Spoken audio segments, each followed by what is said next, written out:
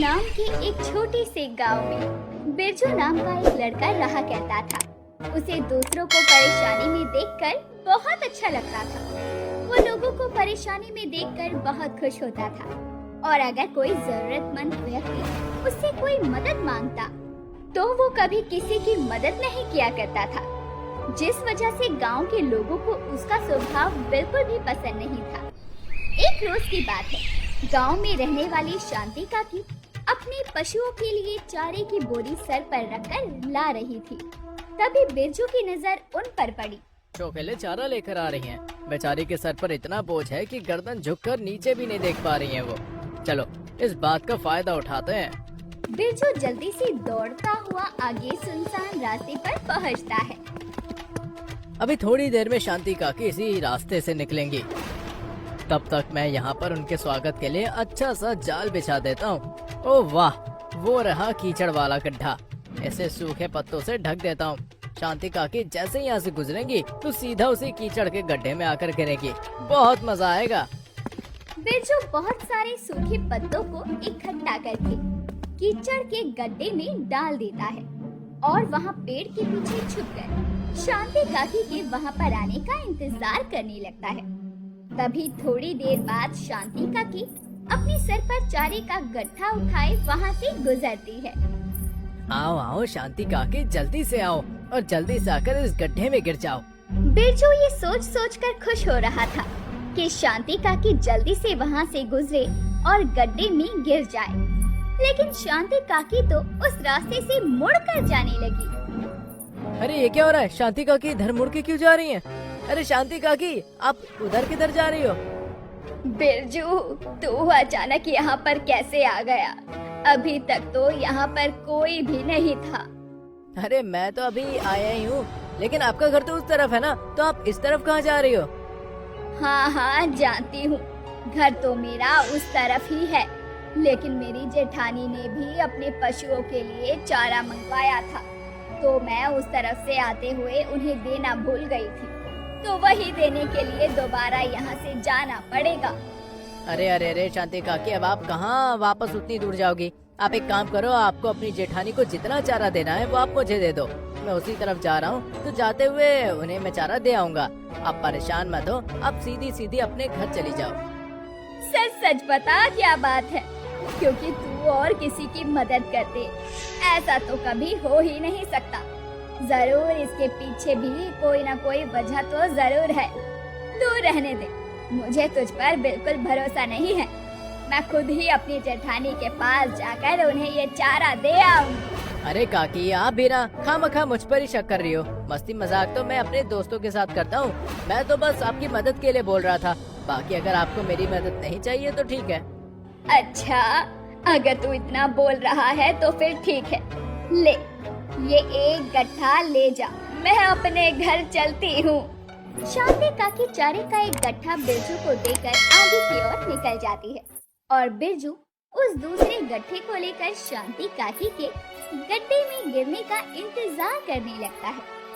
शांति काकी जैसे ही थोड़ी आगे पहुँचती है तो उन पत्तों की वजह से उन्हें कीचड़ का वो गड्ढा नजर नहीं आता और वो सीधा कीचड़ में जाकर गिरती है।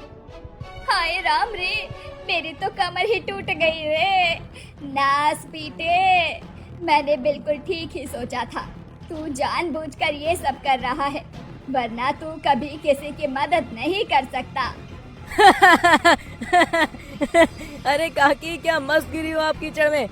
आपने तो आज मेरा दिन ही बना दिया। एक बार और गिरकर दिखाओ ना, बहुत मजा आया। नास पीटे, चला जा यहाँ से, वरना आज मैं तुझे इतना मारूंगी कि आईने में अपनी शक्ल भी नहीं पहचान पाएगा। अरे मोरी मैया, कमर तोड़ दी रे। अरे आप मुझे मार तो तब पाओगी ना जब यहाँ से उठ पाओगी। हाँ, बिरजू शांति काकी को कीचड़ के गड्ढे में गिरी हुई देखकर हंस रहा होता है। तभी वहाँ पर गांव का एक आदमी राकेश आता है। वो शांति काकी को गड्ढे में गिरी हुई देखकर जल्दी से दौड़कर उनके पास जाता है। अरे काकी, ये आपको क्या हो गया? आप इस गड्ढे में कैसे गिर गई? अरे कैसे गिरी, क्यों गिरी, ये सब बाद में पूछियो। लेकिन पहले मुझे इस गड्ढे से बाहर निकाल। इस नास पीटे बिरजू की वजह से ही मैं गड्ढे में गिरी हूँ। देख तो मुझ बूढ़ी को यहाँ पर गिराकर कैसे हंस रहा है। जल्दी बाहर निकाल मुझे। हाँ निकाल रहा हूँ काकी, और तू अपनी हरकतों से बाज आ जा, वरना तेरे लिए ठीक नहीं होगा। अच्छा तो ये बात है, रुको जरा अभी बताता हूँ तुम्हें। कहा राकेश शांति काकी को कीचड़ के गड्ढे से निकालने गया था, लेकिन बिरजू उसे भी उसी कीचड़ के गड्ढे में धक्का दे देता है और शांति काकी के साथ अब राकेश भी उस कीचड़ के गड्ढे में गिर जाता है। मुझसे पंगा लोगे तो यही हाल होगा। चलो अब दोनों खेलो इस कीचड़ के गड्ढे में, मैं तो चलता हूँ। बिरजू उन्हें वहाँ पर इस हालत में छोड़कर वहाँ से भाग जाता है। किसी तरह वो दोनों जैसे तैसे करके उस गड्ढे से बाहर निकल पाते हैं। तभी अगले दिन गांव की जमुना बहन अपने बेटे गोलू के साथ बाजार की तरफ जा रही थी। अब जमुना बहन भी खट्टी खट्टी खाते पीते घर की थी और वैसा ही उनका बेटा गोलू था, जिन्हें देखकर बिरजू ने उनका मजाक उड़ाना शुरू कर दिया। दो मोटे हाथी घूमने चले, दो मोटे हाथी घूमने चले। मम्मी देखो ना, ये बिरजू भैया फिर से मेरा मजाक उड़ा रहे हैं। अरे सिर्फ तेरी नहीं, जरा ध्यान से सुन, मैंने बोला है दो मोटे हाथी घूमने चले। अच्छा मुझे लगता है कि तूने अपने आप को ही दो हाथियों के बराबर समझ लिया है, लेकिन अभी तू इतना भी मोटा नहीं है कि खुद को दो हाथियों के बराबर समझे। खुद को तो घर में रोटी खाने को मिलती नहीं है, तो दूसरों की सेहत को देख देख कर चलता है। एक चमटा लगा दिया ना तुझे, तो तुझे समझ भी नहीं आएगा कि तू कितनी दूर उड़ता हुआ जाएगा। चुपचाप चला जा यहाँ से, वरना आज गांव में संग्राम हो जाएगा। अरे अरे अरे बस करो जमुना बहन, मेरे पीछे 2 कदम दौड़ी तो तुम्हारी सांसें फूल जाएंगी, और अगर तुम्हारी सांसें फूल गई तो तुम्हें तो गहरी गहरी सांसें लेकर पूरे गांव को ही हवा से उड़ा दोगी, और मैं गांव पर इतना बड़ा जोखिम नहीं उठा सकता भैया। तेरी तो, रुक जरा, अभी बताती हूँ तुझे। जमुना बहन बिरजू को पीटने के लिए उसके पीछे दौड़ती है, लेकिन बिरजू उनसे बचकर खूब फुर्ती में वहाँ से भाग जाता है। उसके पीछे दौड़ते दौड़ते जमुना बहन की सांसें फूल जाती है, जिसे देखकर बिरजू खूब जोर जोर से हंसता है। मैंने बोला था ना मत दौड़ो मेरे पीछे, अब चढ़ गई ना सांसें। इसलिए बोलते हैं समझदार लोगों की बात माननी चाहिए, वरना नतीजा बुरा ही होता है। मेरी बात मानकर चुपचाप अपने घर चली गई होती तो अच्छा रहता। नास पीटे, चला जा यहाँ से, वरना ऐसा श्राप दूंगी कि 7 जन्मों तक। पहले इस जन्म में ढंग से सांस तो ले लो, उसके बाद मुझे आप आराम से श्राप दे देना, वरना कहीं पता चले कि मुझे श्राप देते देते तुम्हारी सांसें ही अटक गई और मैं अपने ऊपर किसी की सांसों के रुकने का भार भी नहीं ले सकता। हाँ। अरे तुझे क्या हो गया जमुना, तू इतनी हाफ क्यों रही है? इस नास पीटे की वजह से, इससे तो मुझे अच्छा खासा हिसाब बराबर करना है। हिसाब तो इससे मुझे भी बराबर करना है। इसकी वजह से मुझे पूरी रात कमर की सिकाई करनी पड़ी।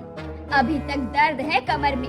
अगर अपनी छड़ी लेकर आई होती तो यहीं से छड़ी फेंक कर इसके सर पर मारती। वहाँ वो दोनों बेचारी उसे सबक सिखाने के बारे में सोचती रहती है और वो किसी और को परेशान करने के लिए गांव में निकल जाता है।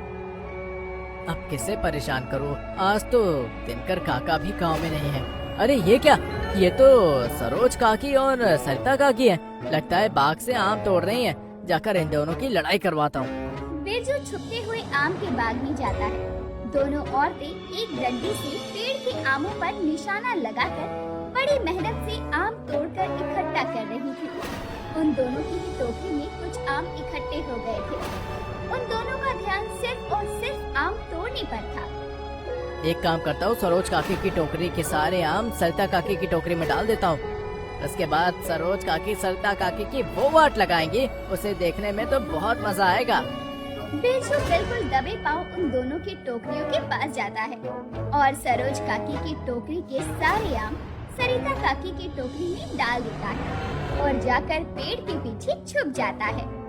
अरे जल्दी से मुड़कर देखो ना सरोज काकी, मैं यहाँ पर इन दोनों की लड़ाई होने का इंतजार कर रहा हूँ, और यहाँ यह है कि अपनी अपनी टोकरी की तरफ देख ही नहीं रही है। अरे हाँ, सरोज काकी अपनी टोकरी की तरफ आ रही है, अब आएगा मजा।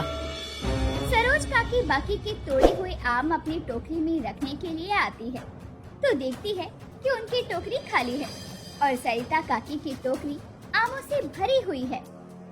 अच्छा, मैं यहाँ पर इतनी मेहनत से आम तोड़ तोड़ कर अपनी टोकरी में इकट्ठे कर रही हूँ और ये सरिता मेरे सारे आमों को अपनी टोकरी में रख रही है। अभी बताती हूँ इसे। सरिता, अरे ओ सरिता, जरा यहाँ तो आना। हाँ बोलो, क्या हो गया सरोज बहन? तुम्हारी टोकरी आज कुछ ज्यादा ही जल्दी नहीं भर गई? देखो मेरी टोकरी में एक भी आम नहीं है, जबकि मैंने तो तुम्हारे सामने ही अपनी टोकरी में आम रखे थे। तो फिर मेरी टोकरी के अंदर से आम कहाँ गायब हो गए और तुम्हारी टोकरी के अंदर इतने सारे आम कहाँ से आ गए? ये तो बहुत ही अजीब बात है सरोज बहन। पता नहीं तुम्हारी टोकरी के आम कहाँ चले गए और मेरी टोकरी के अंदर इतने सारे आम कहाँ से आ गए। हम दोनों की टोकरियों में तो बराबर के आम थे। अब पकड़ी गई तो मेरे सामने भोली बनने का ड्रामा कर रही हो। आम तोड़ने में ज्यादा मेहनत लग रही थी, इसीलिए तुमने मेरी टोकरी से आम चुरा लिए। बूढ़ी होकर भी तुम्हारी आदत नहीं गई। पहले अपनी सासू माँ के कमरे से उनका घी चुराती थी और अब मेरी टोकरी से आम चुराने भी शुरू कर दिए। अरे ये सब तुम क्या कह रही हो सरोज बहन? मैं क्या तुम्हें आम चुराने वाली लगती हूँ? हाँ, पहले कभी अपनी सासू माँ के कमरे से घी लिया होगा। इसका मतलब ये नहीं कि मैं उनका घी चुराती थी। तुम्हें क्या मैं चोर लगती हूँ?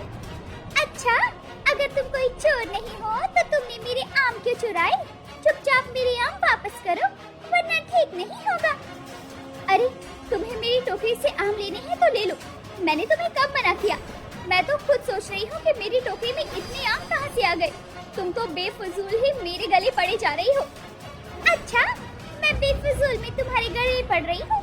चोरी की है तुमने, इसीलिए चोर बोल रही हो तुमको। एक बार बोला ना मैंने कि मैंने कोई चोरी नहीं की है। उन दोनों को इस तरह से लड़ते हुए देखकर बिरजू को बहुत मजा आ रहा था। वो पेड़ों के पीछे छुपकर खूब हंसता है, लेकिन इस बात पर उन दोनों की लड़ाई इतनी बढ़ जाती है कि वो एक दूसरे को मारने पर उतारू हो जाते हैं और एक दूसरे को पीटते हुए पूरी तरह से लड़ने लगती है। उन दोनों के लड़ने की आवाज सुनकर गांव के लोग वहाँ इकट्ठे हो जाते हैं और जैसे तैसे करके उन दोनों की लड़ाई छुड़वाते हैं। अरे क्या हो गया? आप दोनों क्यों इस तरह से लड़ रही हो? इस उम्र में ये कुश्ती करना आप लोगों को शोभा नहीं देता। अरे इसने मेरे आम चुराए हैं और ऊपर से झूठ भी बोल रही है कि इसने कुछ नहीं किया। अगर आज मैं इसे सबक नहीं सिखाती तो कल फिर से ही मेरे आम चुराती।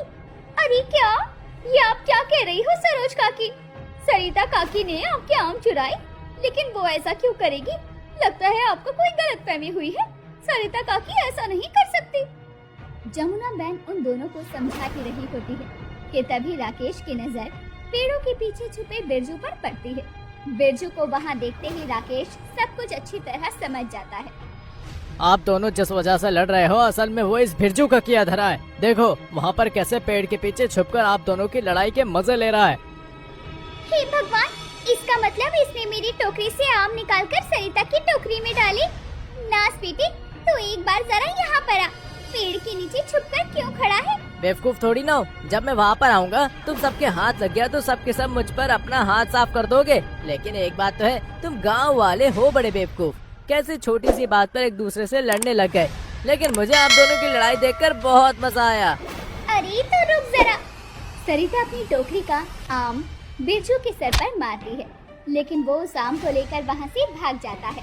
मुझे माफ कर दो सरिता बहन, उस बेवकूफ की वजह से मैंने तुमसे लड़ाई की, तुम पर शक किया। कोई बात नहीं सरोज बहन, लेकिन इस बिरजू की वजह से गांव में सब परेशान हैं। ये सब लोगों को मुसीबत में डालता है, लोगों की लड़ाइयाँ करवाता है। किसी दिन जब ये किसी मुसीबत में फंसेगा ना, तब इसे पता लगेगा कि दूसरों को मुसीबत में फंसाने से उन्हें कितनी तकलीफ होती है। बिरजू भले ही गांव वालों को जितना मर्जी परेशान करता था, लेकिन वो अपनी छोटी बहन सपना से सबसे ज्यादा प्यार करता था। सपना उसकी बहुत लाडली थी। वो सपना को कभी भी किसी तकलीफ में नहीं देख सकता था।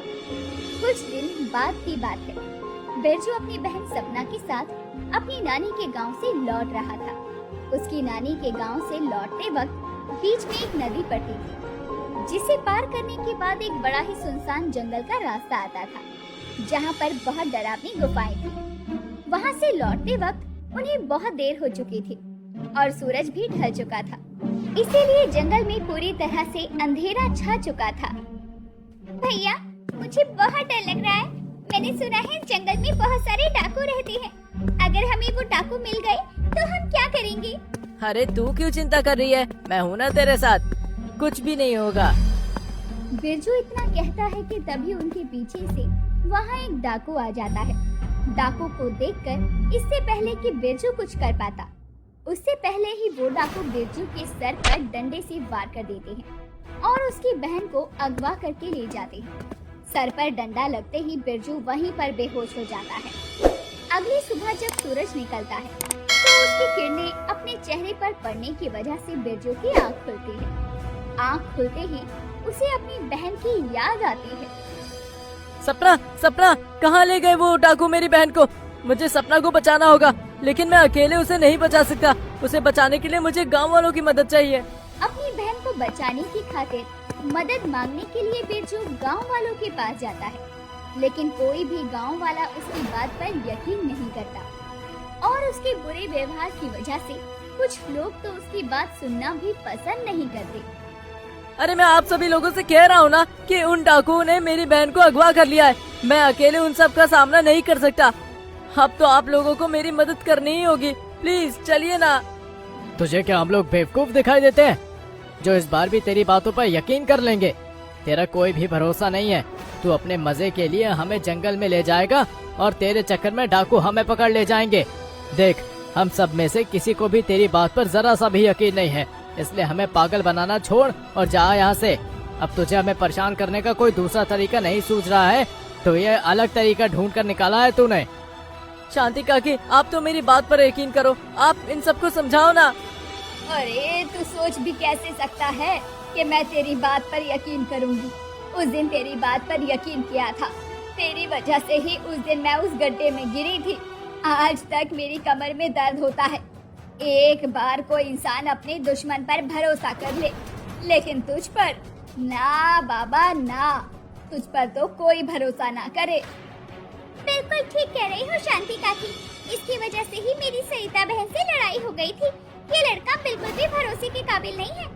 इस पर भरोसा करना तो ओखली में सर देने के बराबर है। यहाँ पर बातें बनाकर हम सबका समय व्यर्थ कर रहा है। हम लोगों को अपने बहुत काम है। चल हट, जाने दे हमें यहाँ से। बिरजू की बातों पर कोई भी यकीन नहीं करता। तब वो रोते हुए वहाँ से अपनी बहन को बचाने के लिए अकेला ही चला जाता है, लेकिन गुफा के पास पहुँचते ही वो डाकू उसे भी अगवा कर लेते हैं। तू ही है ना वो जिसने हमारे आदमियों को जाल में फंसाकर नदी में डुबाया था? तेरी वजह से उसकी हालत कितनी खराब हो गई जानता भी है? कितनी मुश्किल से बचा है वो। हम तुझे छोड़ेंगे नहीं। भैया, सब लोग तुम्हें समझाते थे कि दूसरों के साथ ऐसा मत करो, वरना किसी दिन बहुत बड़ी मुसीबत में फंस जाओगे। देखो, आज आपकी वजह से हम दोनों कितनी बड़ी मुसीबत में फंस गए। कोई भी हमारी मदद के लिए नहीं आया। नहीं सपना बेटा, ये गांव वाले हमेशा तुम्हारी मदद के लिए हाजिर हैं। अरे ये इतने सारे गांव वाले यहाँ पर कैसे आ गए? पकड़ लो इन सबको। अरे ओ छछूंदर, तुझे क्या लगता है तू पकड़ पाएगा हमें? अपने बेलन से ऐसा धोबी पछाड़ दूंगी ना कि सीधा पाताल में जाकर गिरेगा। रुक बुढ़िया, सबसे पहले तुझे ही पकड़ता हूँ। डाकू जैसे ही उन लोगों की तरफ बढ़ते हैं, वैसे ही सब लोग अपने अपने साथ लाए बेलन, चिमटे और लकड़ी के डंडों से उन पर वार करना शुरू कर देते हैं और उनको पीट पीट कर रस्सी से बांध देते हैं। तभी थोड़ी देर बाद वहाँ पर पुलिस आ जाती है और उन सबको पकड़कर वहाँ से ले जाती है। गांव वाले बिरजू और उसकी बहन सपना को सही सलामत गांव में ले आते हैं। आप सब लोग मुझे माफ कर दीजिए।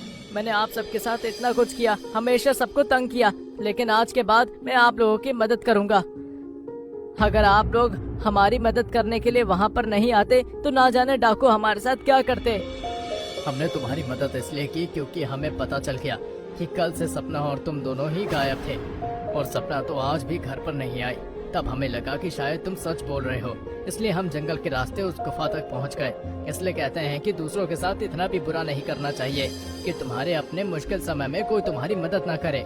तुम दूसरों को इतना परेशान करते हो, उनसे इतना झूठ बोलते हो, जिस वजह से वो मुश्किलों में फंस जाते हैं। तो तुम ही बताओ, तुम पर कौन यकीन करेगा? और नहीं तो क्या। एक बात हमेशा याद रखना, इंसान जैसा कर्म करता है उसे फल भी वैसा ही मिलता है। वो कहते हैं ना, जैसे को तैसा, तो जैसा करोगे तैसा मिलेगा भी। तुम्हारी किस्मत अच्छी थी जो इस बार हम लोगों ने तुम्हारी बात मान ली, वरना तुम जानते ही हो कि तुम्हारे साथ क्या होता। हाँ काकी, मैं आप सबसे वादा करता हूँ कि आज के बाद ऐसा कभी नहीं होगा और कभी किसी से झूठ नहीं बोलूंगा, न ही किसी को परेशान करूंगा। मुझे अब अपनी करनी का फल मिल चुका है। अंत में बिरजू को अपनी करनी का फल मिल ही जाता है, जिससे सबक लेकर वो फिर कभी उन गलतियों को नहीं दोहराता और एक अच्छा इंसान बनकर सभी गांव वालों की मदद करने लगता है।